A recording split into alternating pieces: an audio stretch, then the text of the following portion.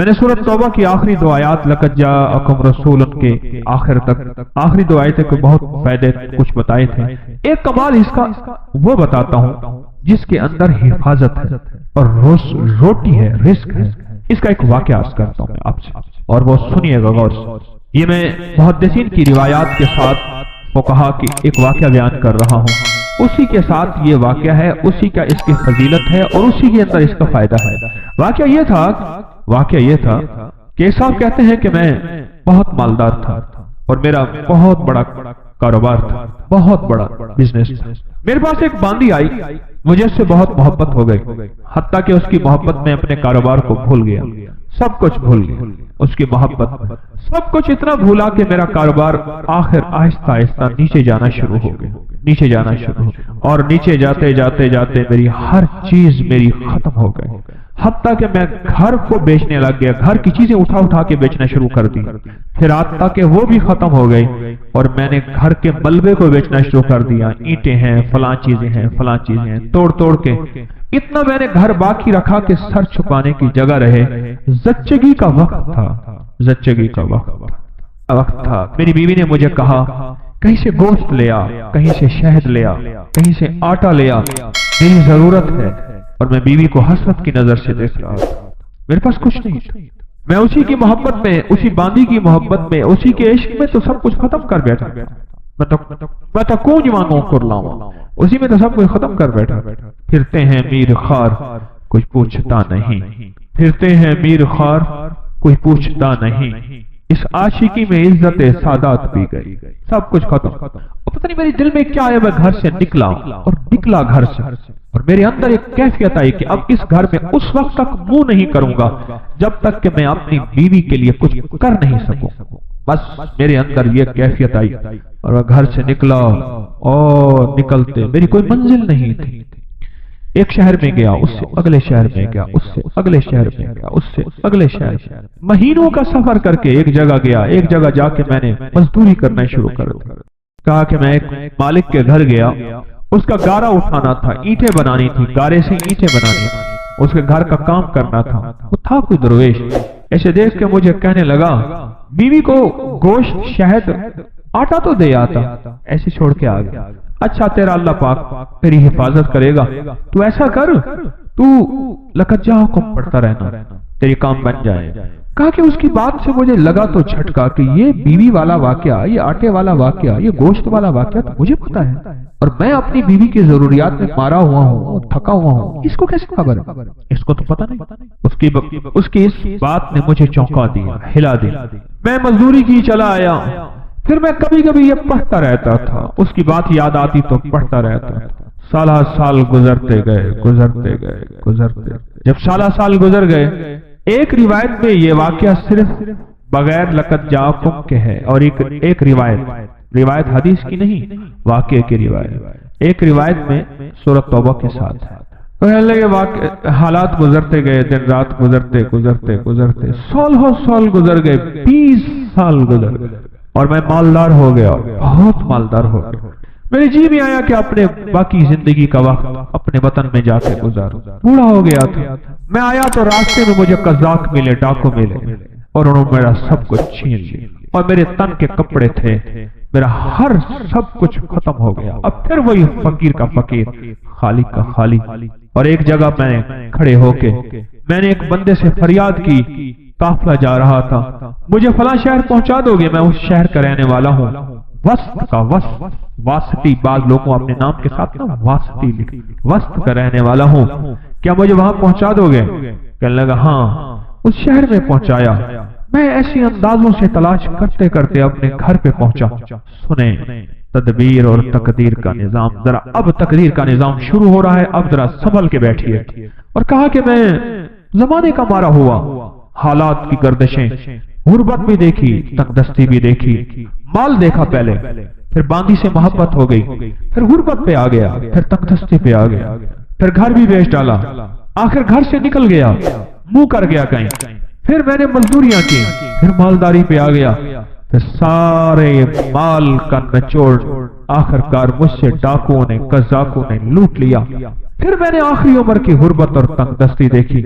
ابھی نہیں زندگی کی کیفیتوں میں بیوی مر گئی ہوگی, وہ بچہ پتہ نہیں پیدا ہوا ہوگا یا نہیں ہوا ہوگا, نہ معلوم کیا حال ہوگا, کیا واقعات ہوں گے.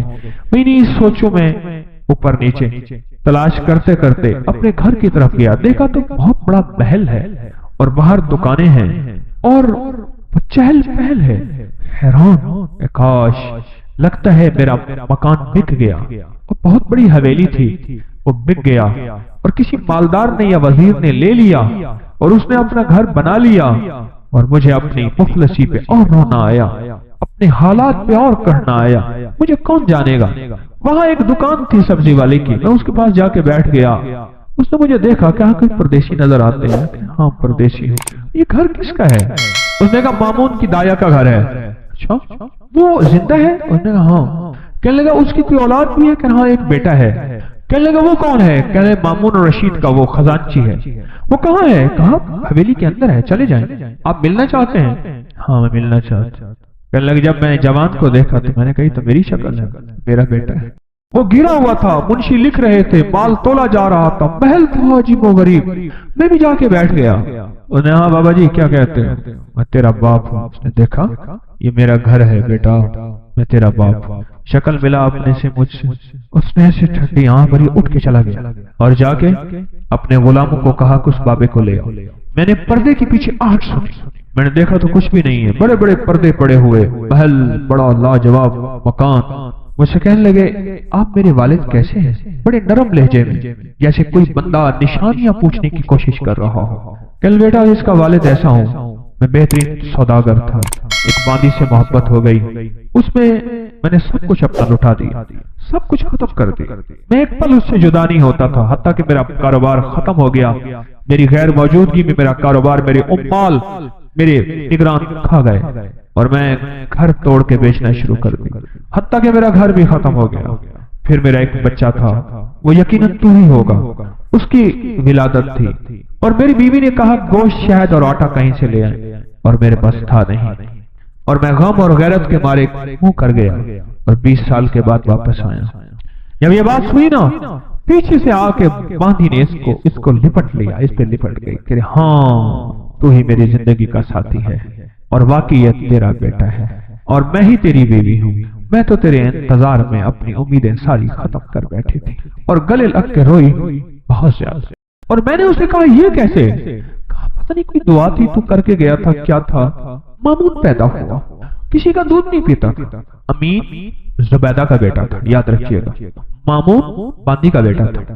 امین الرشید زبیدہ کا بیٹا تھا. امین الرشید زبیدہ سے تھا اور مامون الرشید باندی سے تھا. جب مامون پیدا ہوا تو ماں کا دودھ نہیں پیتا تھا. اس وقت کی جتنی خواتین کے بچے ہوئے تھے سب کو بلایا گیا کہ سب کے سینے میں دودھ تھا کہ شاید ان کا دودھ پی لے. اس نے کسی کا دودھ نہیں پیا. دعائیں کام آ رہی ہیں, ذرا غور سے سنیے گا.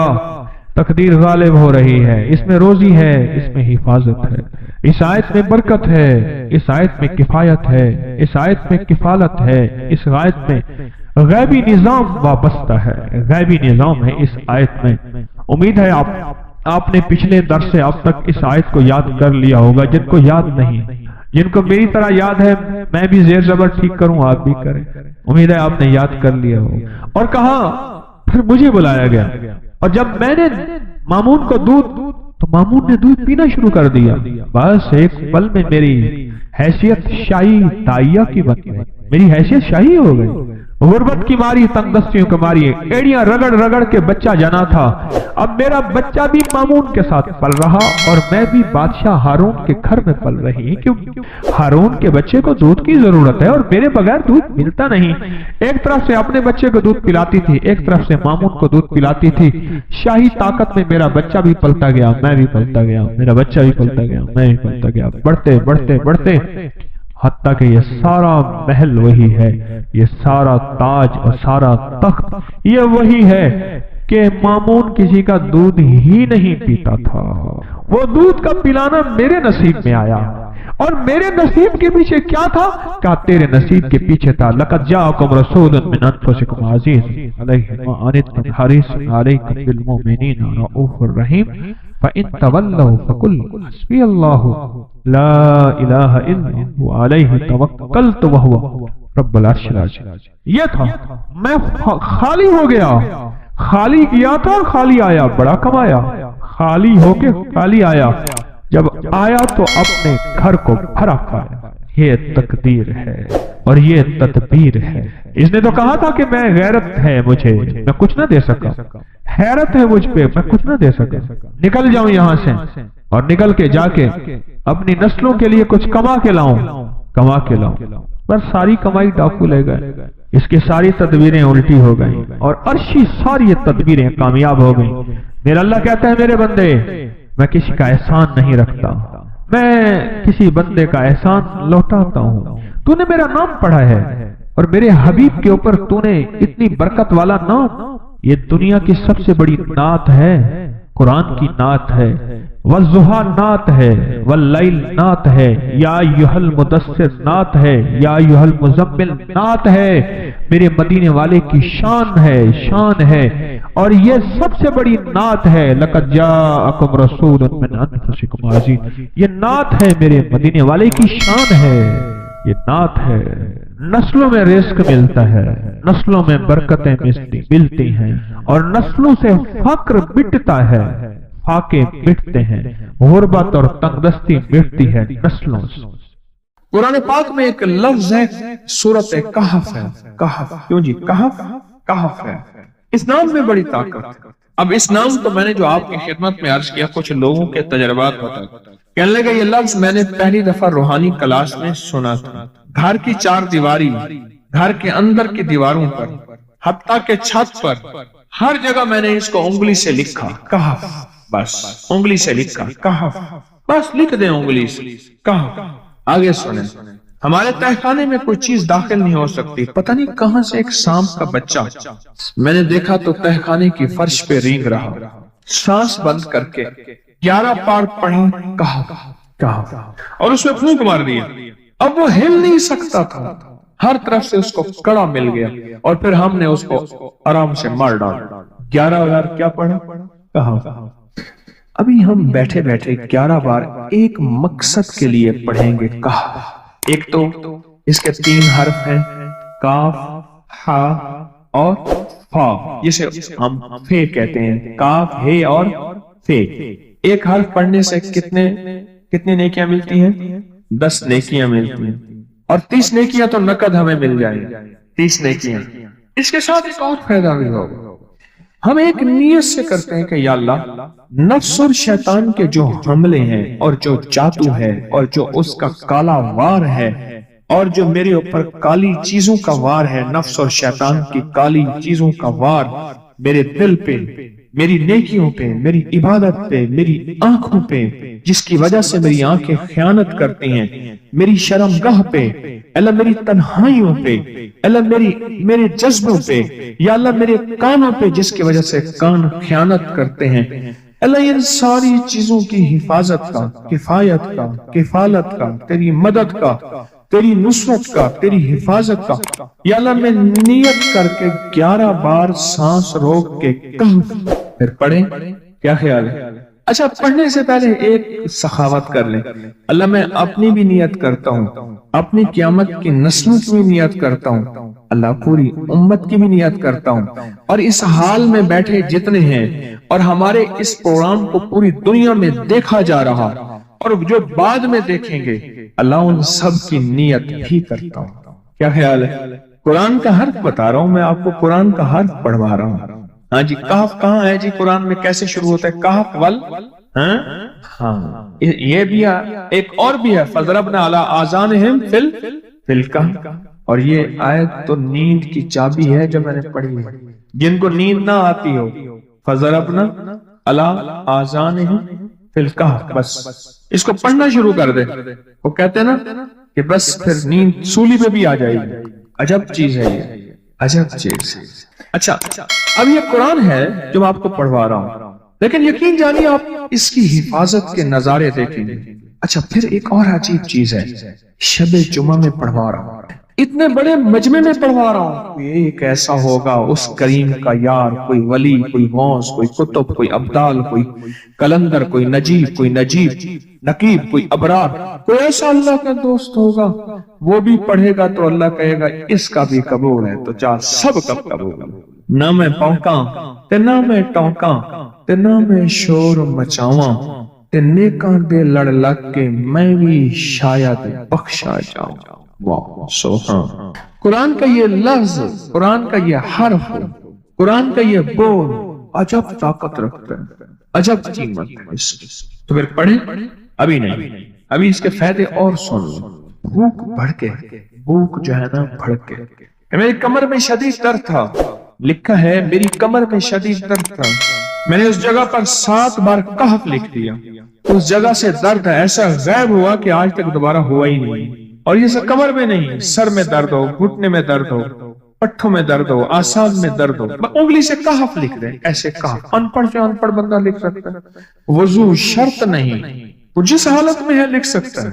कहफ कहफ कहफ। दाढ़ में दर्द है, आंख में दर्द है, कान में दर्द है, सर में दर्द है, घुटने में दर्द है, यहां भी दर्द, कहफ लिख दिया, उंगली से लिख दिया। हमने अपने घर के तमाम छोटे बच्चों के माथों पर 7 बार कहफ लिखा हुआ है।